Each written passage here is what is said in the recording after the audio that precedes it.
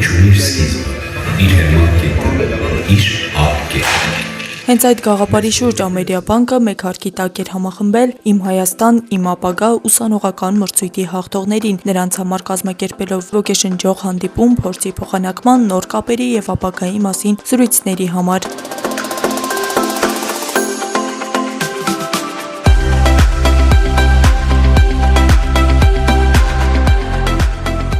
«Իմ Հայաստան, իմ ապագա» մրցույթն իրականացվել է Արմենիա բարեգործական հիմնադրամի հետ համատեղ։ Այս տարի Հայաստանի պետական և մասնավոր բուհերի 200 ուսանող 4 ամիս շարունակ ստացել է ամսական 50,000 դրամ կրթաթոշակ։ 2 տարվա ընթացքում ծրագրի շահառու է դարձել արդեն 360 ուսանող 18 բուհերից։ Նախորդ տարի ևս 10 ուսանող մասնակցել է Ամերիկայի Բերքլիի համալսարանի կարճաժամկետ կրթական ծրագրին, իսկ 3-ը ֆինանսավորում են ստացել սեփական նախաձեռնություններն իրականացնելու համար։ Ամերիաբանկը ընկերություն է անում երիտասարդ սերնդի հետ շատ ավելի վաղ ժամանակաշրջանից։ Մենք իրենց հետ համագործակցում ենք թե որպես աշխատակից, թիմակից եւ անելով մի քանի generation-ի ծրագրեր ներգրավել ենք նոր աշխատակիցներ իմ մեծ թիմի մեջ մոտ 40%-ը Generation A, այսինքն նոր ավարտ երեխաների միջոցով համալրված թիմ է։ Բանկը ուսանողների համար առաջարկում է ոչ միայն կրթաթոշակային ծրագրեր, այլև մասնագիտական զարգացման, աշխատանքի եւ ֆինանսական ծառայությունների հնարավորություններ։ Ուսումը, կրթությունը, շարունակական զարգացումը Ամերիկայի համար կարևոր արժեքներից է։ Հաջորդը երիտասարդների հետ մեր փորձով կիսվելը եւ այդ փորձը երիտասարդներին փոխանցել է եւ իհարկե որպես գործատու, որը որ մեծ հնարավորություններ ունի նոր աշխատանք սկսելու, նոր մասնագիտություն ձեռք բերելու եւ Ամերիկայի հետ իր հաջողության պատմությունը կառուցելու։ Ամփոփիչ միջոցառման ընթացքում ուսանողները մասնակցեցին ինտերակտիվ պանելային քննարկումների, լսեցին հաջողության պատմություններ, խաղերի եւ բաց քննարկումների միջոցով փոխանակվեցին գաղափարներով։ Երբեք չվախենաս կրկին փորձելուց,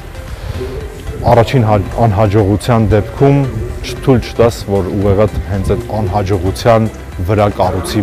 սրանից հետո քո ապագան, կարելի է հենվել հաջող փորձերի վրա եւ երկրորդն էլ որ կարգապահություն ունենալ կյանքում եւ երբեք քեզ երես չտալ ու հարմարավետության տարածությունը որ ստեղծել ես այդտեղից դուրս գալ, որովհետեւ հրաշքները այդտեղ են։ Մրցույթը միավորել էր Հայաստանի տարբեր բուհերի ուսանողների եւ կրթական հաստատությունների ներկայացուցիչների, այդ թվում Շիրակի պետական համալսարանից։ 100-ից ավելի մասնագետներ են ունեցել Շիրակի պետական համալսարանից եւ մրցույթի արդյունքում առանձնացվել է ուսանողներից մեկը,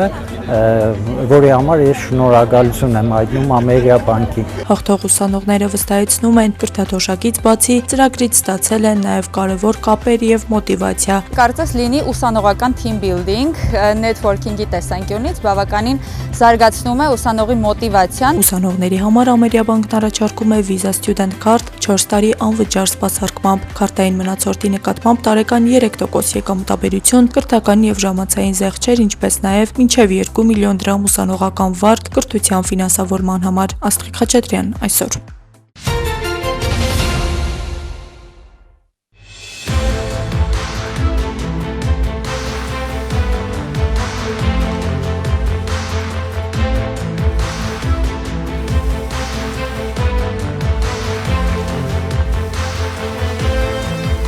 Չի կարա դեղ անտիբիոտիկներ օգտագործված լինի ու տանենք Եվրոպա ու փաստի առաջ կանգնենք։ Ոչ մի դեղ չկա։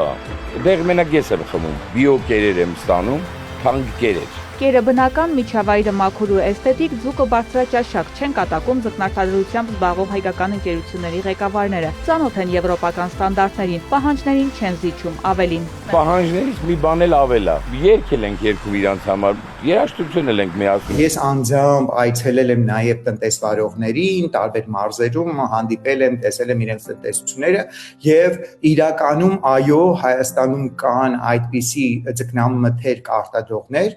որոնք որ համապատասխանում են Եվրամիության պահանջներին։ 17 տարեկան Բելուգան այս սակավ ջրերում իրեն լավ է զգում։ Ռուսաստան չի գնացել, Եվրոպա հասնելու ցանկություն չունի։ Կեսկատակ կեսլուրջ նկարագրում է Արթուր Հակոբյանը, պատմում է իր փոքր տնտեսությունում ապահովում է բոլոր պայմանները, որ էկոլոգիապես մաքուր ձուկ աճեցնի ձկնկիթ ստանա։ Հասցնում է արտադրանքը իրացնել։ Ներկայում Վրաստանն է արտահանում, Ղազախստանն էլ։ Հետաքրքրված է բոլոր շուկաներով։ 30 տարի է զբաղվում է ձկնարտադրությամբ։ Չի հիշում, թե իր համար երբ են բացվել Ռուսաստանի դռները։ Իմ համար փակ չի եղել։ Մենք էլ ենք ուղարկել մի քանի անգամ, բայց հիմնականում մեր իքրայի արտադրությունն է, որտեղ փուճուր տնտեսությունն է անպայման Եվրոպա ուզում ենք, մեր քիչ քանակ է։ Մի երեխա ունենք Եվրոպայել ապրում ենք, ուղարկենք կվաճառեն։ Ես Եվրոպայում տեսել եմ ձկնաբուծարաններ, անենք չի որ իրան ձկնաբուծարանները մերենից լավն է, ոչ իրանց ջուրն է մեր ջրից լավը, ոչ իրանք են ավելի շատ չարչարվում, քան թե մենք։ Հիմնականում վաճառում ենք 50%, 55-60%-ը տեղական շուկայում, արտադրության 35-40%-ը վաճառել ենք Ռուսաստանի Դաշնությունում։ Մինչև հունիսի դրությամբ։ Հունիսից հետո հիմա փորձում ենք այլ շուկաներ գտնենք։ Մայիս ամսից մինչև փակվելը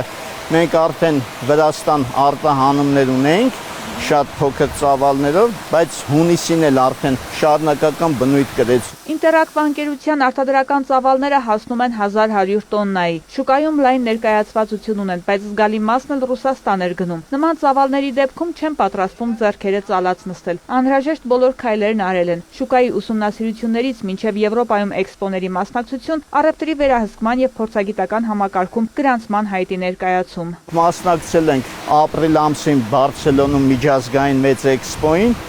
այնտեղ սենց ասեմ, մեր արտադրանքը ոչ թե զիջում է, այլ նույնիսկ գերազանցում է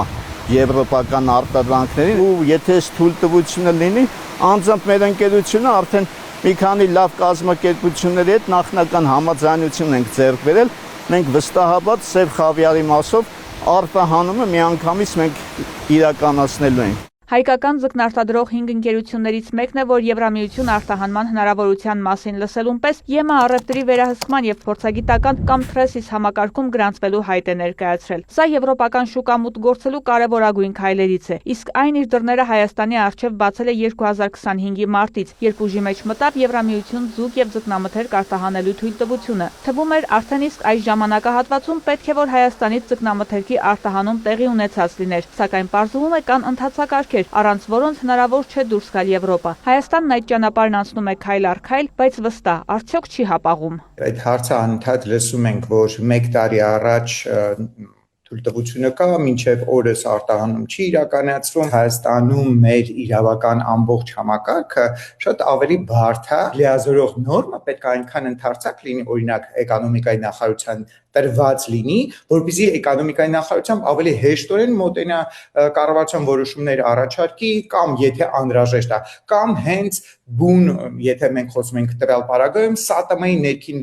կանոնակարգերով սահմանվեր եւ ավելի պարզեցված եղանակով իրականացվեր, պարզը ավելի կարճ ժամանակում։ Օրենսդրական փոփոխությունը շատ ավելի երկար է տևում։ Հայաստանի Հանրապետությունը դեռևս 7-8 տարի առաջ հայտ էր ներկայացրել, որպեսզի մեր տնտեսվարողները, արտադրողները, վերամշակողները ուղղակի պահում իրականացնող կազմակերպությունները կարողանան Եվրոպական միության երկրներ արտահանեն ձուկ կամ ձկնամթերք, պետք է գրանցված լինեն Եվրոպական միության առևտրի վերահսկման եւ փորձագիտական համակարգում, այլ կերպ ասած TRESIS համակարգում։ Նախ պետք է օրենքում սահմանվեր լիազորող նորմ, որպեսզի կառավարությանը լիազորեն համապատասխան իրավական ակտերը մշակելու ընթացակարգը, թե ինչպես պիտի տնտեսվարողները դիմեն, ով է հանդիսանում ոլորտի լիազոր մարմինը եւ վերջապես պահանջները Եվրոպական միության, որպեսզի համապատասխանեն տվյալ պահանջներին։ Օրենքի կիրարկումն ապահովող ենթաօրենսդրական փաթեթը ներառում է Հայաստանի Հանրապետության կառավարության որոշման երկու նախագիծ։ Օրենքի եւ կառավարության որոշումների համատեղ ընդունմամբ կձևավորվի դեպի Եվրոպական միություն ձկան եւ ձկնամթերքի արտահանման համար անհրաժեշտ ամբողջական իրավական հիմքը։ Այս արդյունքը ձեռք է բերվել էկոնոմիկայի նախարարության, սննդամթերքի անվտանգության տեսչական մարմնի եւ Եվրոպական միության ֆինանսավորմամբ միջազգային առևտրի կենտրոնի համատեղ աշխատանքի շնորհիվ։ Էկոնոմիկայի նախարարությունը ՍԱՏՄ-ի եւ ինչպես նշեցի այս ծրագրի աջակցությամբ մշակել է այդ պահանջները ի դրաֆտում որպես ուրեմն նախագիծ հրապարակված են եղել, բայց տնտեսվարողների կողմից այդքան հետաքրքրություն նախագիծը չի ունեցել եւ ոչ մի արձագանք չեն եղել։ Տարածում ենք հնարավոր բոլոր ուղիներով, որպեսզի մինչեւ անգամ այդ կառավարության որոշումների ուժի մեջ մտնելը արդեն տնտեսվարողները ծանոթ լինեն, թե ինչ պահանջներին պետք է իրենք բավարարեն։ Եվ պահանջները իրենք սահմանված են ամբողջ ոնց որ ծաղկակա արված Եվրամիության կանոնակարգերից, եւ այդ կանոնակարգերում սահմանվում են օրինակ վերցնենք սննդի արտադրություններին ներկայացվող պահանջներ, դրանց տարածքներին, պահման եղանակներին, սառնարանային տնտեսություններին, սարքավորմանը եւ այլն, եւ նաեւ կան պահանջներ տրանսպորտին, ստանդարտներին եւ այլն։ Օրենսդրական ամբողջ փաթեթի պատրաստ լինելը կնշանակի, որ պետությունն արդեն իսկ պատրաստ է։ Հաջորդիվ գնդակը տնտեսվարողների դաշտում է։ Ըստ արդեն իսկ ազգային ժողովում ընդունված օրենքի լիազոր մարմին է սահմանվել սննդի անվտանգության տեսչական մարմինը, որն էլ տնտեսվարողի պայմանների ստուգում է իրականացնում եւ դրական դիրքորոշման դեպքում հայտը ներկայացնում է Եվրոպական հանձնաժողովի հաստատմանը։ Կարևոր է նշել, որ ստուգումները Հայաստանի Հանրապետության ստուգումների կազմակերպման եւ իրականացման օրենքի շրջանակից դուրս են, քանի որ ոչ թե հերթական, պլանային կամ վերահսկողական ստուգումներ են դրանք, այլ ուղիղ ստուգումներ են Եվրոպական միության պահանջների համապատասխանությունը ստուգելու համար։ Այսինքն այս պահանջները պիտի սահմանի կառավարությունը, որոնք ուղիղ բխում են Եվրոպական միության կանոնակարգերից։ Այստեղ ինչն է կարևոր, որ Եվրոպական հանձնաժողովը ուղարկել է իր տեսուչներին Հայաստան, նրանք ուսումնասիրություններ են կատարել, երկիրը Հայաստանի Հանրապետությունը ամեն տարի իրականացրել է մոնիտորինգ այս ոլորտի, դրա շնորհիվ է, որ Եվրոպական հանձնաժողովը ճանաչել է Հայաստանին որպես համապատասխանող, բայց երկիրը մեկ բան է, որ թույլտվություն է ստացել, նաև պետք է թույլտվություն ստանան ամեն անհատապես յուրաքանչյուր արտադրող։ Արտահանումը կարող են իրականացնել միայն այն կազմակերպությունները, որոնք կհամապատասխանեն ԵՄ սահմանված պահանջներին եւ կստանան համապատասխան հաստատում։ Այդ նպատակով Եվրոպական միության ֆինանսավորմամբ առևտրի միջազգային կենտրոնը մշակել է ԵՄ պահանջներին համապատասխան ինքնագնահատման հարցաշար, որի միջոցով հնարավոր կլինի գնահատել կազմակերպության պատրաստվածությունը, բացահայտել առկա բացերը եւ նախապես ձեռնարկել անհրաժեշտ բարելավման քայլերը, մինչեւ պաշտոնական գնահատման գործընթացը։ Մենք խոսում ենք բուն ձկնամթերքին հենց այս տվյալ տեսակի արտադրանքի արտահանմանը եւ այստեղ որոշիչ փաստաթուղթը դա հենց առողջության սերտիֆիկատն է, դա է համարվում օրենսդրական պահանջը, առանց դրա Եվրամիության շուկա ոչ ոք չի կարող դուրս գալ եւ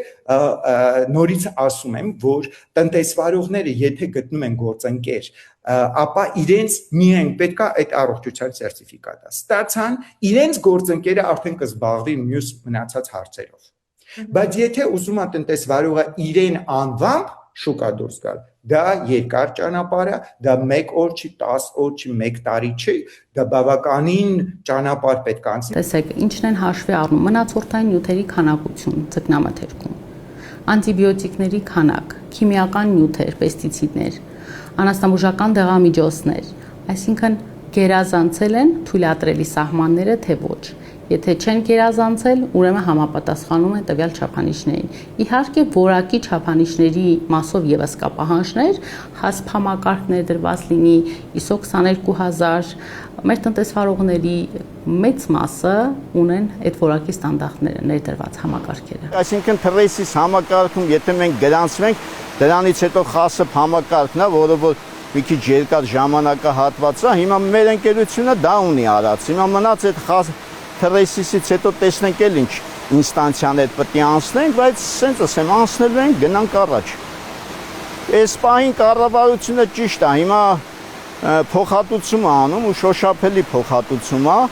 ուղղակի սենց ասեմ, սա միրգ բանջարեղեն չի, որ սեզոնային բնույթ կրի, 2 ամիս ծիրանա ու էլ չկա, սա ձուկ է, որը տարին 12 ամիս մենք արտադրում ենք։ Իսկ ձկնամթերքի արտահանման համար փոխհատուցումը շոշափելի են համարում տնտեսվարողները, որոնք այժմ հնարավորություն ունեն ապրանքը հանել վրացական, ղազախական, երբեմն էլ ամերիկյան շուկաներ։ Թարափի դեպքում աջակցությունը արտահանման կազմում է 1350 դրամ, իսկ իշխանի դեպքում կազմում է 1 կիլոգրամին 820 դրամ աջակցություն։ Արտահանման այո հնարավորություններ մեր տնտեսվարողները նախկինում էլ ունեին եւ Վրաստան են կարողանում արտահանել վերամշակված արտադրանքը Ամերիկայի Միացյալ Նահանգներ, այս պահին քննարկում է Կանադա արտահանելու հնարավորությունները։ Աջակցության ժամկետը սահմանափակ է, բայց երբ հնարավորություն ունենան Եվրոպական միություն արտահանել, կառավարությունը պատրաստակամ է վերանայել որոշումը, նշում է փոխնախարարը։ Ըստ էկոնոմիկայի նախարարության տվյալների, ձկնամթերքի տարեկան արտադրանքը 2025-ին կազմել է 27,000 տոննա, որից ավելի քան 11,000 տոննան արտահանվել է, գրեթե 90%-ը Ռուսաստան։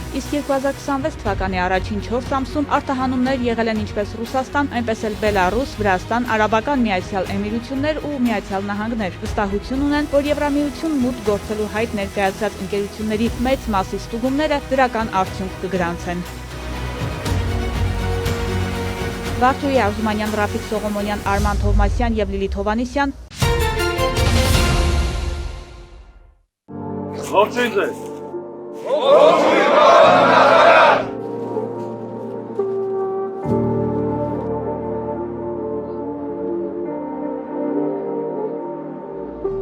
Օրվա կարգացուցակով զինվորական հագեցած առօրյա ճիշտ նույն կերպ, ինչպես 20 տարի առաջ։ Շատերն այո, հենց 2 տասնամյակ առաջ են ծառայել, զինվորական համազգեստ կրել, զենք բռնել։ Նրանցից մեկն էլ Դավիթ Աբովյանն է։ Գործարար եմ, տարբեր բիզնեսներ ունեմ, արհեստական բանականության տվյալների կենտրոններ են կառուցում, շինարարական ընկերություն ունեմ, էներգետիկայում եմ զբաղվում, տնկարան ունեմ, բույսերի դեկորատիվ բույսեր ենք աճեցնում, բայց մի փոքր կտրվել է, կարծում եմ մարդու վրա լավ է ազդում։ 25 օր բացակայել է, ես շատ լավ հասկանում եմ ցանկացած մարդու համար բարդ որոշում է ու բարդ քայլ է, բայց այդ քայլը չի կարելի ուղղակի անել, էլի, գալուց է պետք է փորձել ինքդ քո վրա աշխատես։ 18 տարեկանում, երբ զորակոչվում ես ծառայության, ամեն ինչ այլ է, անհատական անձնային հատկանիշները, բնավորության գծերը, առհասարակ աշխարհընկալումը, բայց արդեն հասուն քիչ թե շատ կայացած մարդը վարժական հավաքների մասնակցելիս այլ մարտահրավերներ է հաղթահարում։ Ուրիշ զգացողություններ, որ գալիս ես ոնց որ նոր եկել ես բանակ նորից։ Շատ բաներ նման են, որտեվ նորից զգաց կանգնում ես, նորից շարք ես կանգնում, 20 տարի առաջ այդ սարքավորումները, որոնք մեզ հիմա ցույց են տալիս, որ մեր բանակը ունի ու այդ սարքավորումներով ոնց որ համալրված է,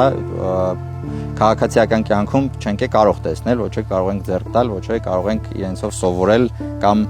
փորձ ձեռք բերել։ Դրա համար շատ հետաքրքիր է, անհամատելի է ինչ մենք անցել ենք այն ժամանակ ու հիմա։ Երևի միակ բանը, որ մնացել է, դա զենքն է, որ այսպես կոչված ական ինքնաձիգը, որ նույնն է, կրակելը հիշում ենք, նույն ձև կրակում ենք, հետո նորից փորձը ձեռք ենք բերում։ Դավիթը վստահ է, որ առօրյա հոգսերի միապաղաղության մեջ բացթողումներ շատ ենք ունենում։ Այս օրերը նաև ինքդ քեզ 20 տարի անց նույն իրավիճակներում այլ տեսանկյունից քննելու միջոց են։ Անձնային աճը գնահատելու, գուցեև ժամանակին բաց թողածը վերագտնելու հնարավորություն։ Մենք ապրում ենք հարափոփող աշխարհում, որտեղ նորագույն տեխնոլոգիաներն ու արհեստական բանականությունը բոլորովին այլ մտածողություն են թելադրում, եւ ինքդ քեզ չկորցնելու միակ ճանապարհը շարունակական կրթությունն է, նաեւ բանակում։ Սա Դավիթը հասկացել է վարժական հավաքների առաջին իսկ օրը, երբ սպաների հրահանգիչների հետ շփումների արդյունքում բացահայտել է նոր բանակ եւ համոզվել, որ այն, ինչ ինքը գիտեր զինվորական գործի մասին, այլևս կիրառելիության առումով այնքան էլ արդիական չէ։ Շատ ուրախացել ենք, երիտասարդ սպաներ են մեզ դասավանդում, որ մեզանից տարիքով ավելի երիտասարդ են, շատ փորձառու ու այնքան հետաքրքիր են իրանք դասը բացատրում, այնքան ոգեշնչող է, որ տեսնում ես այդ երիտասարդը ինչպես է ինքը իր գործը սիրում, իր գործով ապրում, իր գործը փորձում քեզ ցույց տա, սովորեցնի մասնագետներ են, ովքեր որ ոչ թե ասում են այս sense պետք է լինի ու վերջ, այլ ասում են այս sense-ա, որովհետև Իբրև ծնող, որը շուտով իր իսկ որդուն պետք է կոչի սահմանադրական պարտքը ստանձնելու, սա բանակում իրականացված բարեփոխումները զինվորական ծառայության մտածողության արմատական փոփոխություններն անձամբ տեսնելու եւ գնահատելու բացառիկ հնարավորություն է համարում։ Մեծ տղաս 16-ա 2 տարուց բանակ է գալու ու բանը շատ հետաքրքիր է, շաբաթ օրը դե թույլատրված է որ գան այցելության եկել էր։ Ամենալավ տարբերակը որ կարող ես անել, սեփական օրինակով ցույց տալ, որ ինչով պետք է հպարտանալ, ինչով պետք է ապրել, իսկ բանակը մեր հպարտությունն է իմ կարծիքով։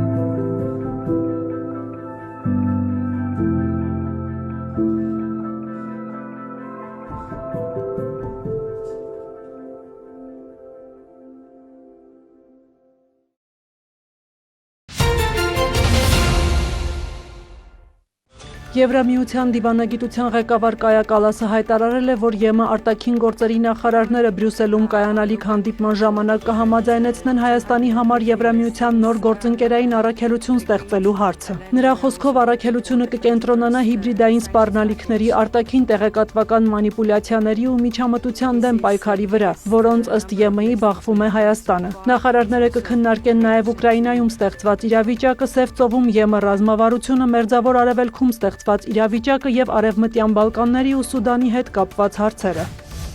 Մոսկվային եւ Երևանին կապում են երկու երկրների ժողովուրդների անկեղծ սերը, հայտարարել է Ռուսաստանի արտաքին գործերի նախարարության պաշտոնական ներկայացուցիչ Մարիա Զախարովան։ Մեզ համար Հայաստանը պարզապես ինքնիշխան պետություն չէ, թեև անկասկած այդպես է։ Այն նաև մի պետություն է, որի հետ մեզ կապում են առանձնահատուկ հարաբերություններ, հաշվի առնելով մեր ընդհանուր պատմությունը, մեզ միավորող բազմաթիվ ընդհանուր երևույթները, ընդհանուր ընտանիքներ, նախագծեր, բիզնեսներ եւ փոխկապակցված ճակատագրեր։ Ժողովուրդների, մշակույթների անկեղծ սերը փոխըմբռնումը իսկական կապեր են, նշել է Զախարովան։ Դիվանագետը հավելել է, Մոսկվան Երևանին միշտ միայն օգնություն եւ աջակցություն է ցուցաբերել, ինչը կապված է եղել ինչպես աշխարհաքաղաքական գործոնների հետ, այնպես էլ այն բանի հետ, ինչն ինքը Զախարովան սեր է անվանում։ ԱԳՆ խոսնակը նշել է, երկու երկրները կապված են նաեւ մշակութային արժեքներով։ Նույնիսկ չեմ խոսում այն մասին, թե անձամբ Ռուսաստանի նախագահը որքան բան է արել արյունալի հակամարտությունները կանգնեցնելու, դժվար ժամանակաշրջաններում աջակցություն ցուցաբերելու համար եւ անելու ամեն բան, որ Հայաստանը զարգանա, նշել է Զախարովան։ Նա հավելել է, շատ բան է արվել նաեւ տնտեսության, էներգետիկայի, արդյունաբերության եւ այլ տեսանկյունից։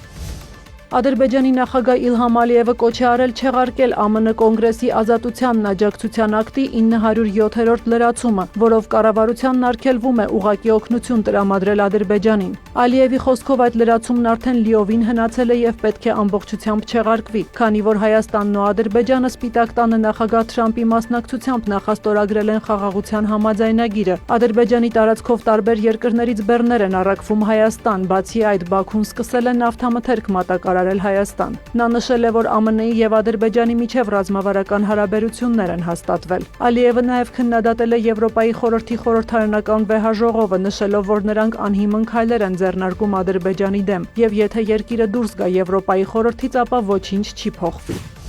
Միացյալ Նահանգների եւ Իրանի միջև օրեր առաջ վերսկսված հարվածները շարունակվում են։ ԱՄՆ զինված ուժերի կենտրոնական հրամանատարությունը հայտնել է, որ ճշգրիտ զենքերով հարվածել է տասնյակ թիրախների, օգտագործելով կործանիչներ, ռազմածովային ուժերի նավեր, գրոհային անօդաչու թռչող սարքեր եւ առաջին անգամ գրոհային ծովային անօդաչուներ։ ԱՄՆ զինված ուժերը շեշտել է, Իրանը չի վերահսկում Հորմուզի նեղուցը եւ իրենք պատրաստ են ապահովել նավագնացության ազատությունը։ Թեհրանն իր հերթին հայտնել է, որ փակել է Հորմուզի նեղուցն այն բանից հետո, երբ նավերից մեկն անցել է նախապես չհաստատված երթուղով եւ հարձակման է ենթարկվել։ Ըստ Իսլամական հեղափոխության պահապանների կորպուսի, նեղուցով անցումը վերականգնելու միակ միջոցն ԱՄՆ-ի կողմից ռազմական գործողությունների դադարեցումն է։ Ըստ իրանական ԶԼՄ-ների հարվածներ են արձանագրվել Սիրիկ եւ Բանդարաբազ քաղաքներում, Ղեշմ կղզու շրջանում։ Խուզեստանի նահանգում 1 մարդ զոհվել է, 4-ը վիրավորվել։ Իրանը պատասխան հարվածներ է հասցրել տարածաշրջանի 6 երկրի։ ԻՀՊԿ-ի հաղորդմամբ Բահրեյնում ոչնչացվել են ամերիկյան ռազմական օբյեկտներ, Օմանում թիրախավորվել է ռադարային կայան, Քուվեյթում հրթիռային արձակման համակարգեր։ Քուվեյթի բանակը հայտնել է, որ նավթի հորատման հարթակին հարվածի հետևանքով 1 աշխատող է վիրավորվել։ Կատարում իրանական հարվածներից 3 մարդ է վիրավորվել, այդ թվում երեխա։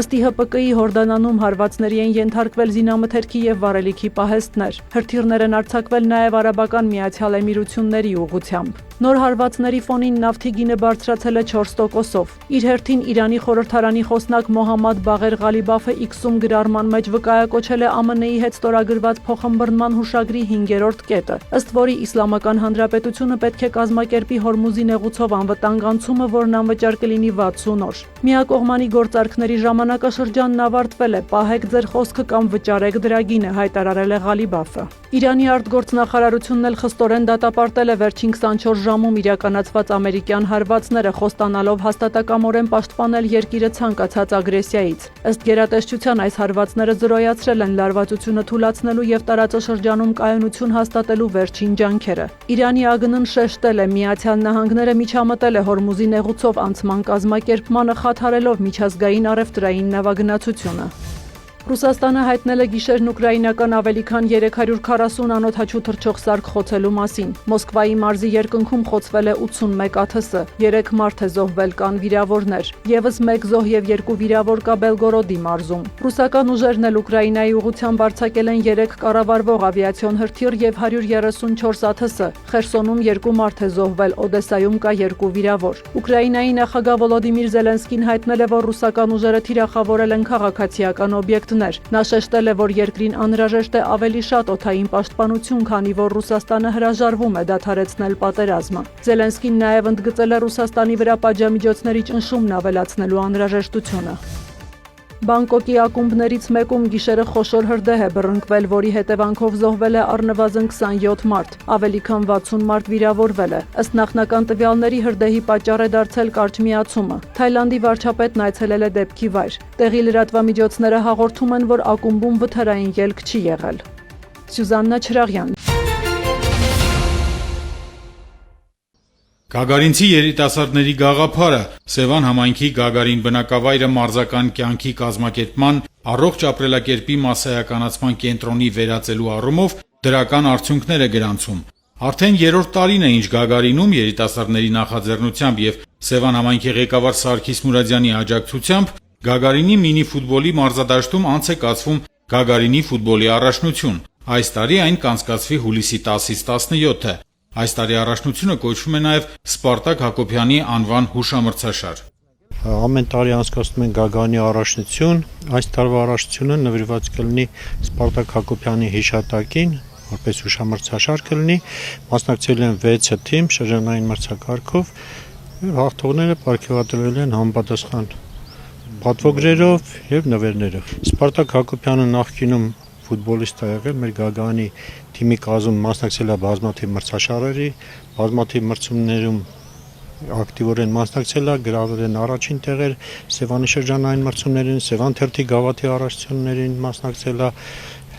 դրանից հետո անցել է մարշչական գործողությունների, իր ղեկավարած թիմը, մանկապատենեկան թիմը մասնակցել է Ռուսաստանի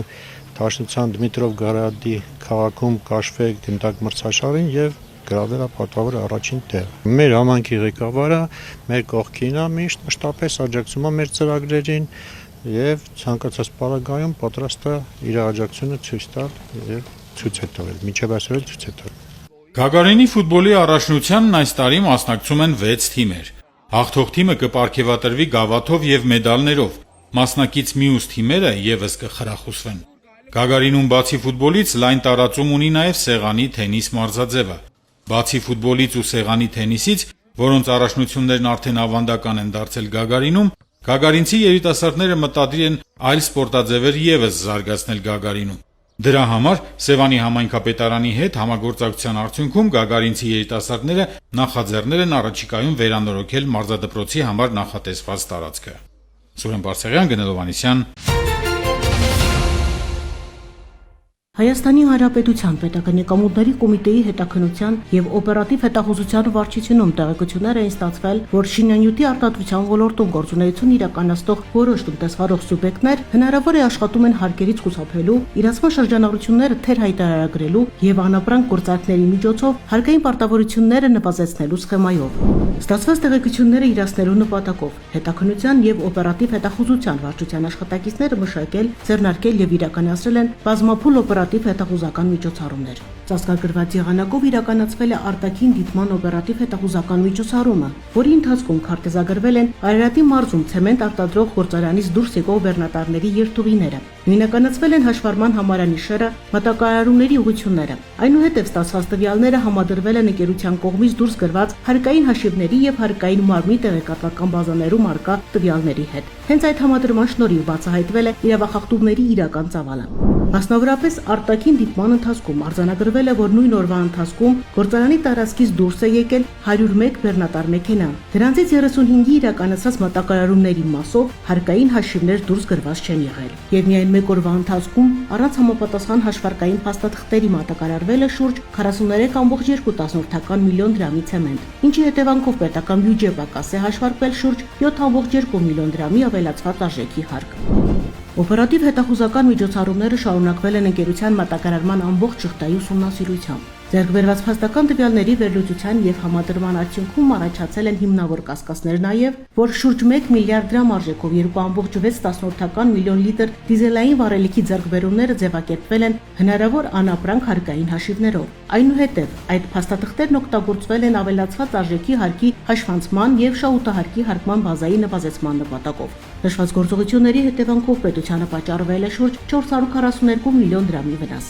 Համարի օպերատիվ հետախուզական միջոցառումների ընթացքում բացահայտվել են նաև միևնույն սեփականատիրոջը պատկանող Երևան քաղաքում եւ Կոտայքի մարզում գործող բետոնի արտադրությամբ զբաղվող մեկ այլ ընկերության գործունեության մեջ արկա հնարավոր հարկային իրավախախտումներ։ Պարզվել է, որ ընկերությունը շուրջ 73 միլիոն դրամի բետոնի իրացում չի արտացոլել հարկային հաշվառումներում, ինչի հետևանքով պետությանը պատճառվել է ավելի քան 23 միլիոն դրամի վնաս։ Բացի այդ, ձեռք են բերվել տվյալներ, որ ընկերության կողմից ձևակերպվել են շուրջ 49 միլիոն դրամի հնարավոր անապրանք ձեռքբերումներ, ինչի հետևանքով նախնական տվյալներով պետությանը պատճառվել է եւս շուրջ 23 միլիոն դրամի վնաս։ Բացահայտված փաստերի հիման վրա հանցագործությունների մասին հաղորդումներ են ներկայացվել վարույթ իրականացնող մարմին, որտեղ նախաձեռնվել են քրեական վարույթներ եւ իրականացվում է նախաքննություն։ Հայաստանի Հանրապետության Պետական Եկամուտների կոմիտեի հետաքննության եւ օպերատիվ հետախուզության վարչությունը հետեւողականորեն շարունակում է պայքարը ստվերային տնտեսության, հարկային իրավախախտումների եւ հարկերից խուսափելու բոլոր դրսեւորումների դեմ, կիրառելով օրենսդրությամբ նախատեսված օպերատիվ հետախուզական գործիքակազմը, բացահայտելով հարկերից խուսափելու մեխանիզմները եւ ձեռնարկելով անհրաժեշտ միջոցներ, պետական բյուջեի եկամուտների լիարժեք հավաքագրումն ու պետության ֆինանսական շահերի արդյունավետ պաշտպանությունն ապահովելու նպատակով։